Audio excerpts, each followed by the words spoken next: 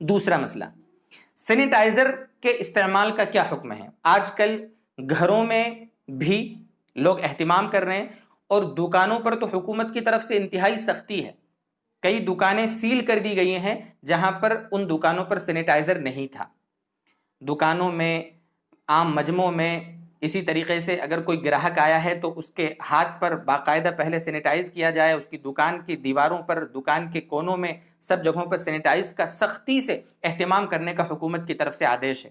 تو ایسے حالات میں جب ہم مسجد جائیں گے، سینیٹائز استعمال کریں گے، مسجد میں جائیں گے تو اس میں تو الکحل ہوتا ہے اور الکحل ناپاک ہوتا ہے، تو پھر اس سینیٹائزر کو استعمال کر کے نماز پڑھنے کا کیا حکم ہے؟ وہ کپڑوں پہ بھی لگ جائے گا، ہاتھ میں بھی لگ جائے گا. یہ سوال کافی پوچھا جا رہا ہے. دیکھیں دوستو، اس کا جواب سمجھنے سے پہلے ذرا آپ بات کی گہرائی میں جائیں. وہ یہ ہے کہ الکحل دو طریقے کا ہوتا ہے. ایک الکحل وہ ہوتا ہے جو انگور، کھجور وغیرہ سے بنتا ہے، وہ الکحل ناپاک ہوتا ہے.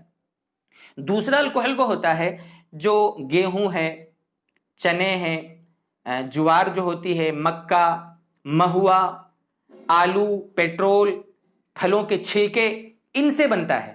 دوسرا الکحل جو ہوتا ہے، یہ والا الکحل علماء نے لکھا ہے پاک ہوتا ہے. اور جو یہ دوائیاں ہوتی ہیں یا جو سینیٹائزر ہوتا ہے، اس میں یہ دوسرے والا الکحل ملایا جاتا ہے.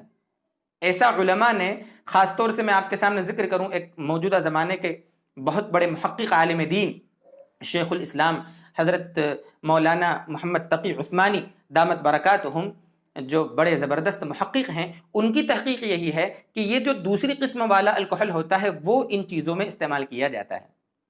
اور علماء کی یہ تحقیق ہے کہ سینیٹائزر میں بھی وہ دوسری قسم کا الکحل ملایا جاتا ہے.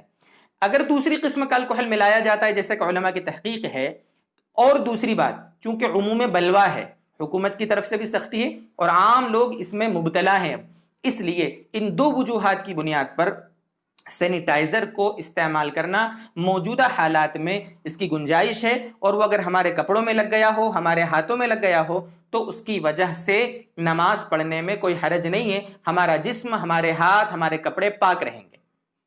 یہ دو بات ہو گئی. سینیٹائزر کے بارے میں بھی آپ کے سامنے بات ہوئی.